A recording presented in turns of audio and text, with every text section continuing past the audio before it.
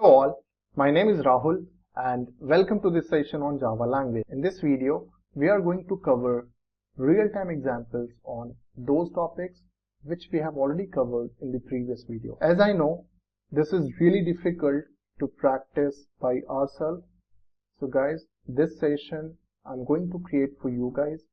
Please watch this video and try to practice more and more so that you will get a good hands-on on this all programming and topics as well. So let's get started.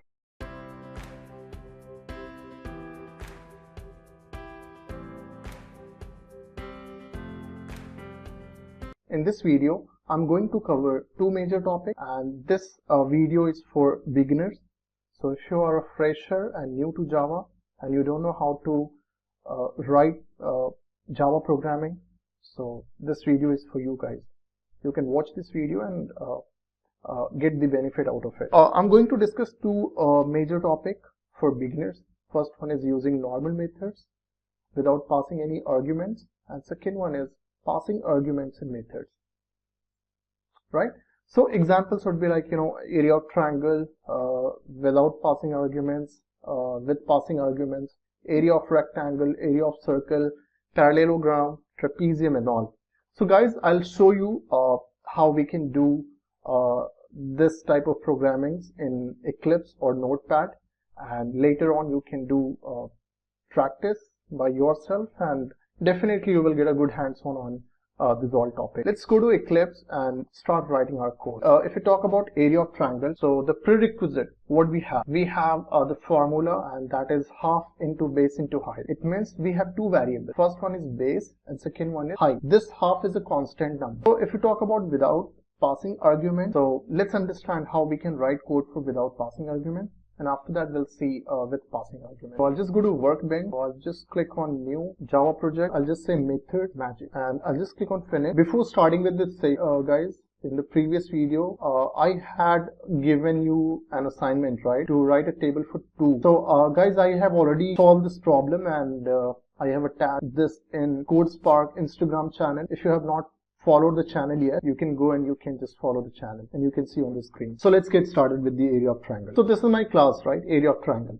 Now if we talk about without passing any argument, so what we have this three values, right, half into base into height. I'll just use any number here.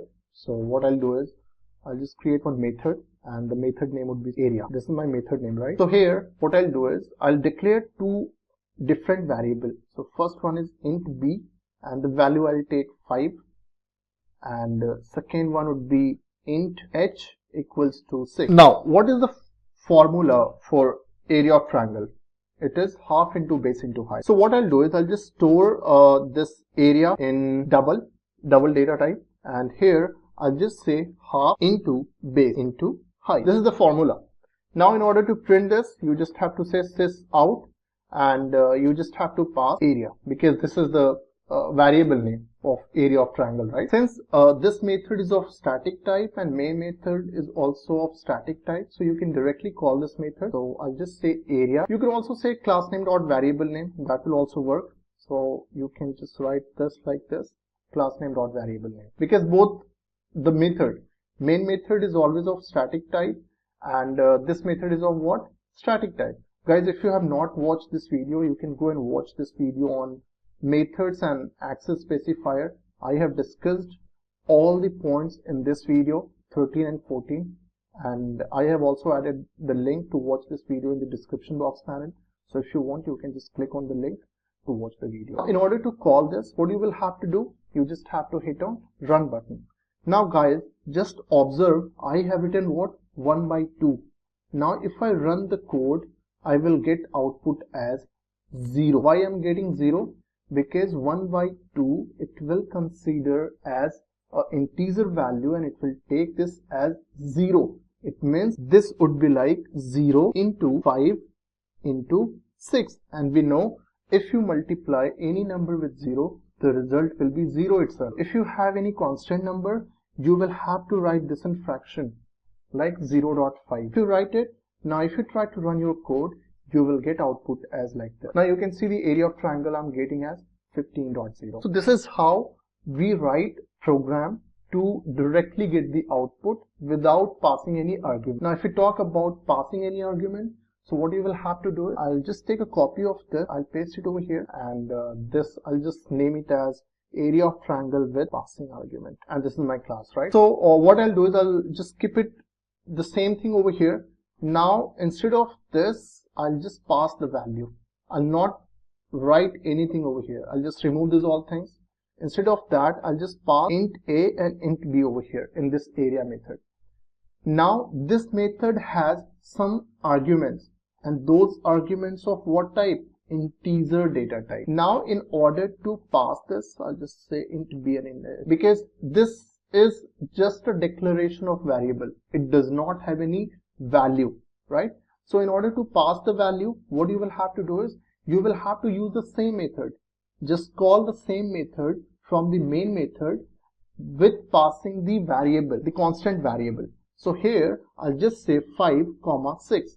Now once you pass this, it will check, does this class have any method named area which has some arguments? So it will go and check, yeah, there is an area method which has 2 arguments of int data type. So it will just assign this 2 value respectively in int a and int b like this. It means this will be like int b equals to 5, int h equals to what? 6. This has this, and this is local variable, right?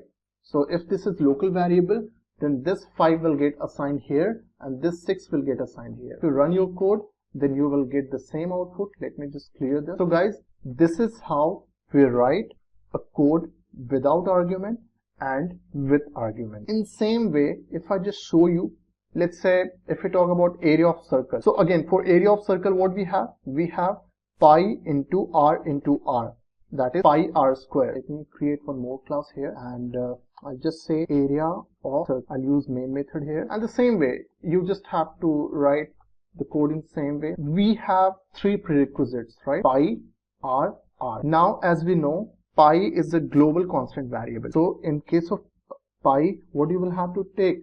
You will have to take what? Final keyword, because final will not allow you to modify any variable, and we know pi value is constant universally, right? So in that case, you will have to declare the pi value as final keyword.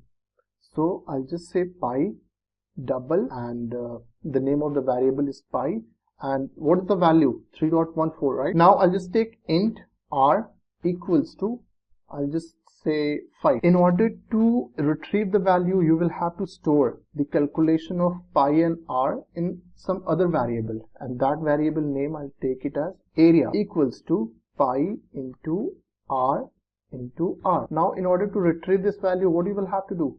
Sys out, and I'll just say area of circle is and plus area. If you want to retrieve this, so this is the thing, right? So I will have to copy and paste it outside the main method, right? Outside main method I have pasted it.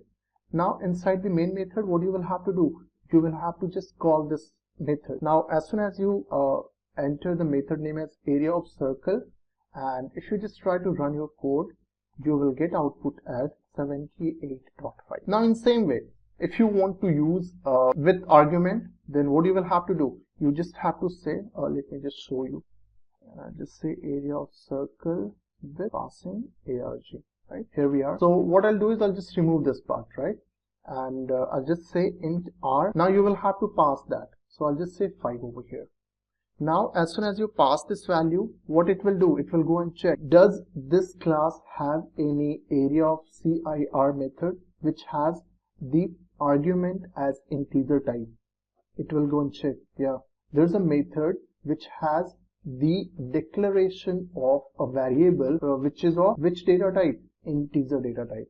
So it will go and it will assign that value to this, like int r equals to 5. Now as soon as you run your code, you will get the same output, and the output would be 78.5. Guys, in the same way, I have written the formula of all the programs like parallelogram, trapezium, ellipse. So if you want, you can do practice. And there's all documents like this document, and the source code of this I have added in the description box panel. If you want, you can go and you can download. and please do practice more and more so that you will get a good hand. So before concluding this call, I have some points which I want to discuss, and this is really very important for the pattern program. And pattern program I'm going to discuss in next video. And guys, I have created a full-fledged document for this. So you can just see this document here. So let's understand what is the difference between print and println, right? So if I just give you an example, right? Println is what? If you want to print a next line in Java, so in that case, what do? You just say this end, right? This is how you print. So let me show you. So I'll just take one random class here. Now here, let's say I want to print a next line. So in that case, what you can do, sys out. Here, you just say this. Or instead of this, what you can do is, let's say I have sys out and Rahul, and I want to print next line over here. So if you just run this code, it will automatically take a next line over here and it will print Rahul. Now again I want to print what? Rahul Kashyap. So here I want to print Kashyap. Now in between Rahul and Kashyap, I want to print again a next line, so that there should be a gap in between Rahul and Kashyap. So currently there is no gap, right? I want to print a gap.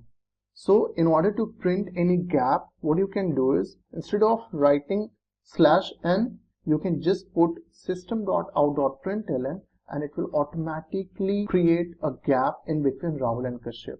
Let me just run this code and show you. So you can see this, right? There's a gap, there's a space in between Rahul and Kashyap. In order to understand, you can just think like this. This is something like /n. So we write it like ln, but this is something like, /n.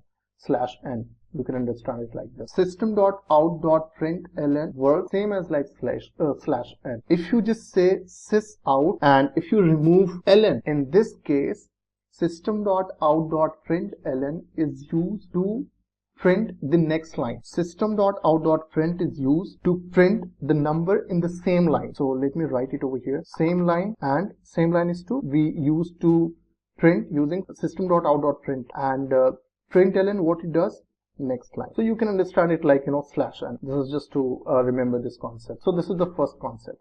Second difference, print will always accept some value, or it will hold some value. Println does not hold any value. Let me show you this example. So here, if you go here, you can see I did not pass any value under system.out.println.